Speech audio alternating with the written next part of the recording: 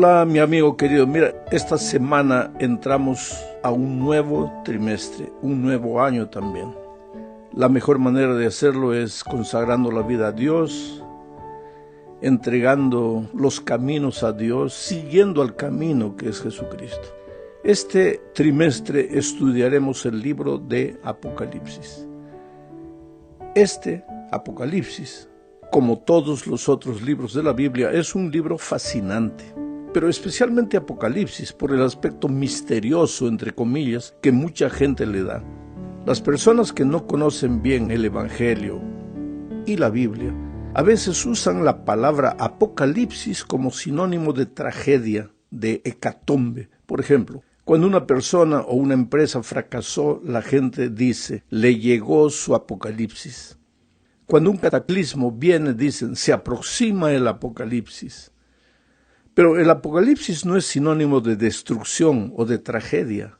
Por eso, lo primero que vamos a estudiar esta semana está relacionado con el nombre del libro. ¿Qué significa Apocalipsis? La palabra Apocalipsis significa revelación. El libro de Apocalipsis es un libro de revelación. Apocalipsis 1:1 dice, la revelación de Jesucristo que Dios le dio para manifestar a sus siervos las cosas que deben suceder pronto, y la declaró enviándola por medio de su ángel a su siervo Juan.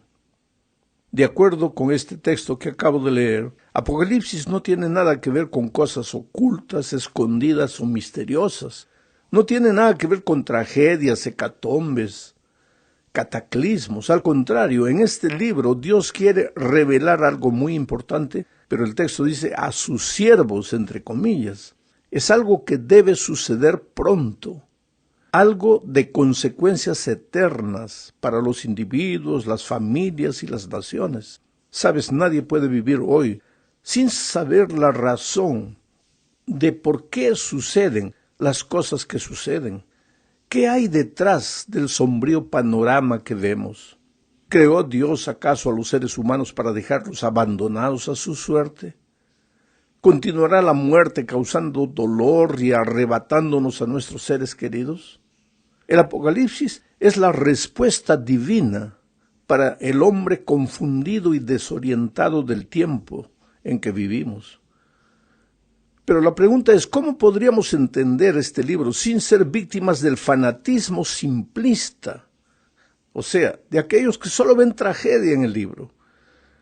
Tampoco sin ser víctimas de las complicaciones teológicas, de aquellos que hacen tan difícil la interpretación que nadie entiende. Si el libro contiene un mensaje tan importante para nuestros días, la pregunta que hago es, ¿habría Dios limitado su interpretación a unos pocos privilegiados? ¿Cuál es el mensaje del libro de Apocalipsis para ti hoy? ¿Qué quiere comunicarte el Señor? Recuerda que el texto dice que es revelación para sus siervos. ¿Quién es un siervo de Dios? Aquel que con corazón sincero lo busca y trata de entender la palabra de Dios. Y si tú vas a estudiar el libro con esa sinceridad de corazón, con toda seguridad Dios te va a revelar el mensaje de forma clara. Vamos a la segunda parte de este estudio. Aquí veremos el propósito por el cual se escribió este libro. Todos los estudiosos de las Escrituras aceptan que Juan, el discípulo amado, es el autor del libro. Cuando Juan escribió el libro, naturalmente era el único sobreviviente de los discípulos del Señor. Y era tan conocido por las iglesias cristianas de aquella época que bastaba que él se presentara o se identificara como Juan, nada más, siervo de Jesucristo. Y ya todos sabían de quién se trataba.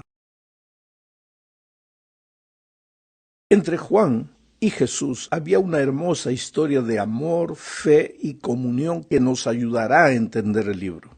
Juan fue llamado por Jesús, pero en esa época él solo era un humilde pescador, impetuoso y egoísta. Su personalidad era ruda y violenta. Se lo conocía como el hijo del trueno. Yo siempre digo, para que a alguien le digan el hijo del trueno, no debe haber sido una mansa palomita. Era un hombre de carácter terrible. Ahora, Ese carácter le había acarretado muchos problemas y no era feliz, pues con un carácter horrible, ¿quién puede ser feliz? Juan había luchado para cambiar, pero no lo había conseguido hasta que conoció a Jesús y encontró en Cristo el secreto de la victoria. En la diaria comunión con el Señor, el carácter del Maestro se fue reproduciendo en la vida del discípulo. Eso fue lo que sucedió con Juan. Pero la presencia física de Jesús entre los discípulos no duraría para siempre. Un día la multitud prendió a Jesús, lo clavó en la cruz. Todos lo abandonaron. Los discípulos más intrépidos, como San Pedro, huyeron para salvar su vida. ¿Sabes quién fue el único que se quedó junto a Jesús hasta el último momento? San Juan. Las Escrituras cuentan que después Jesús resucitó. Ahora, imagina la alegría de Juan al ver de nuevo a su amado Maestro, pero imagina también su tristeza cuando el Señor anunció su partida. Los dejaría, pero antes les prometió que regresaría. Finalmente llegó la hora de su partida, y los discípulos, después del Pentecostés, se diseminaron por los 4 rincones del mundo conocido de aquellos tiempos para predicar el Evangelio de Jesús. Lo que les daba fuerza, lo que los animaba, era la promesa que Jesús les había hecho de que vendría otra vez. Pero el tiempo iba pasando y Jesús no regresaba. Pasaron 20, 50, 60 años y el Señor no cumplía aparentemente su promesa. Al contrario, el pueblo de Dios estaba siendo perseguido. El imperio romano dominaba el mundo político de aquel tiempo y de repente el culto al emperador se había convertido en la religión oficial. Todo el mundo debía adorar al emperador. La razón de este culto al emperador era simple. El imperio romano abarcaba un conjunto heterogéneo de gente, diferentes países, culturas locales, diversas razas y lenguas. ¿Cómo conservar la unidad en medio de tanta diversidad? Ahora, la historia humana prueba que no existe un factor más eficaz para lograr la homogeneidad que una religión común para todos. El caso es que ninguna religión, ni Dios local, contaría con la fácil aceptación de todos los demás. Pero había una figura conocida y respetada en el mundo político. Su autoridad trascendía las fronteras, culturas y religiones locales. ¿Por qué no hacer del emperador una especie de divinidad? Entonces, se obligó a la gente a adorar al emperador. Y negarse a adorar al emperador no era solo un acto de irreligiosidad, sino también de rebeldía y de subversión política. Si alguien se negaba a quemar incienso delante del busto del emperador, no solo se lo consideraba ateo, sino también rebelde, desleal y subversivo. Pero tú sabes que los cristianos, por causa de esa actitud, pues ellos no podían adorar, tenían un principio escrito en la santa ley de Dios, que solo podrían adorar al Dios vivo. Es por eso que los cristianos fueron perseguidos, terriblemente asesinados por miles. Ahora, de entre todos los emperadores, se puede considerar a Domiciano como uno de los más crueles y perversos. Trató de establecer un gobierno absoluto, promovió su divinidad, entre comillas, por medio de holocaustos públicos. Quemaban cristianos como antorchas vivas, y a su luz los otros creyentes eran destrozados por las fieras hambrientas en el circo romano. Al mismo Juan lo llevaron a Roma para juzgarlo por causa de su fe. Allí Juan dio testimonio de su amor por Cristo, y Domiciano, lleno de ira, mandó que lo arrojaran en una caldera llena de aceite hirviendo. Eso es lo que dice la tradición. Pero el Señor Jesús preservó la vida de su siervo. Más tarde, por decreto de ese mismo emperador, se envió a Juan a la isla de Patmos, un islote rocoso que forma parte del archipiélago griego y que se encuentra cerca de la costa de lo que ahora es Turquía. En mayo del año pasado, mi esposa y yo tuvimos la oportunidad de visitar la cueva donde se dice que Juan estuvo preso y escribió el libro de Apocalipsis. En esa isla solitaria, alrededor de los años 95, 96 de nuestra era, aconteció todo. Un sábado, Juan fue tomado en visión y llevado en espíritu a las cortes celestiales para que desde allí pudiera ver el desarrollo de la historia. El texto bíblico dice: las cosas que has visto, las que son y las que han de ser después de estas. Querido, Dios le dio a Juan el mensaje del Apocalipsis porque su pueblo necesitaba entender lo que estaba pasando. ¿Por qué parecía que Jesús se había olvidado de sus siervos? ¿Dónde estaba la promesa de su venida?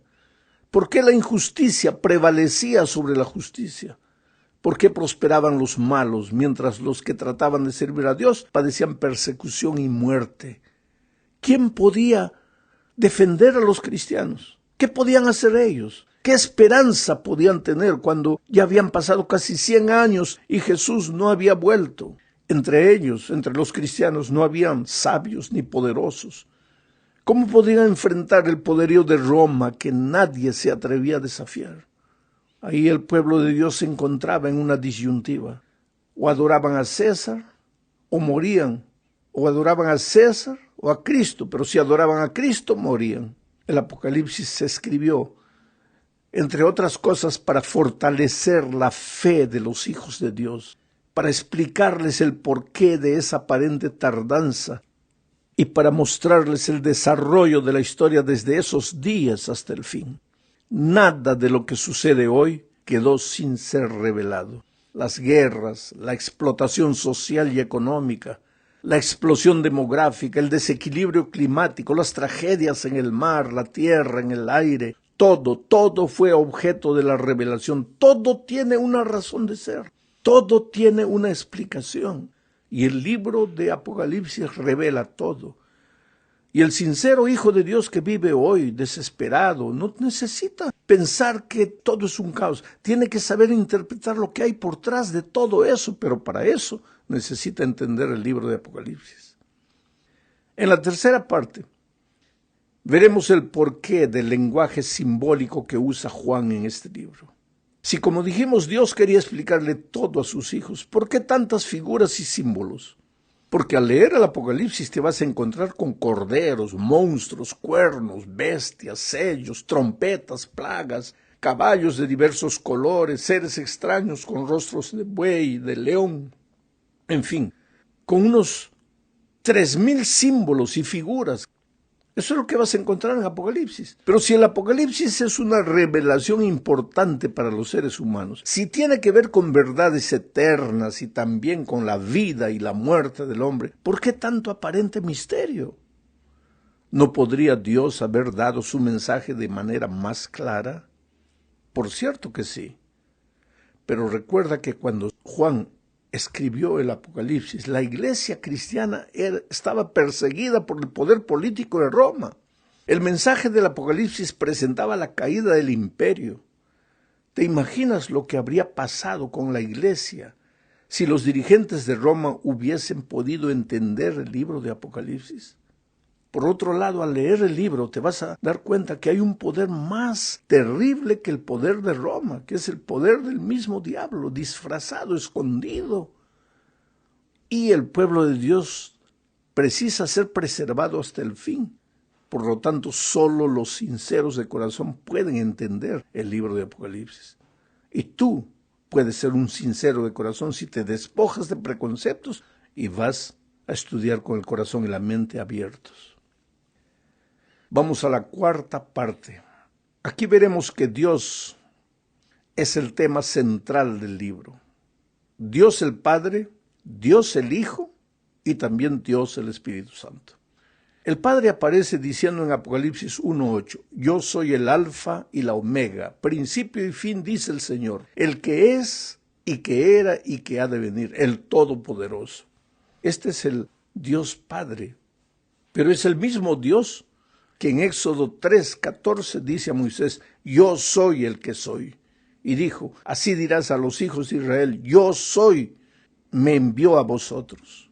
Este es el Dios eterno, el Dios Padre.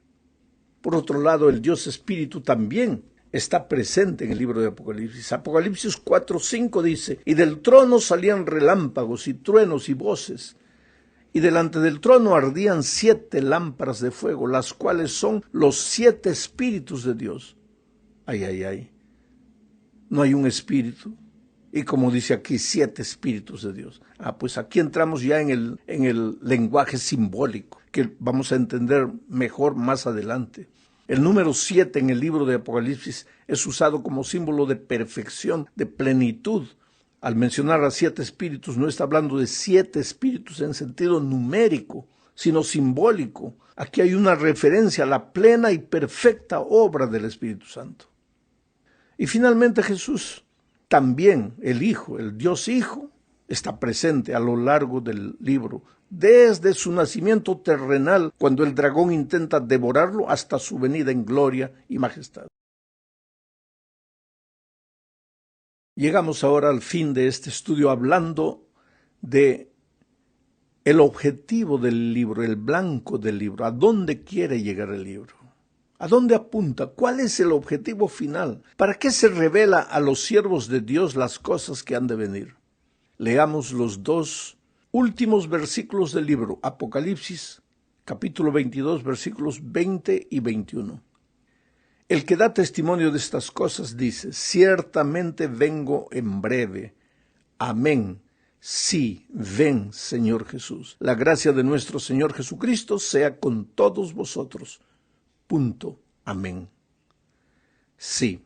El objetivo final del libro es preparar a las personas para la segunda venida de Cristo. Ora, ven, Señor Jesús. Ese es el deseo final de todos los creyentes que leen y entienden el mensaje.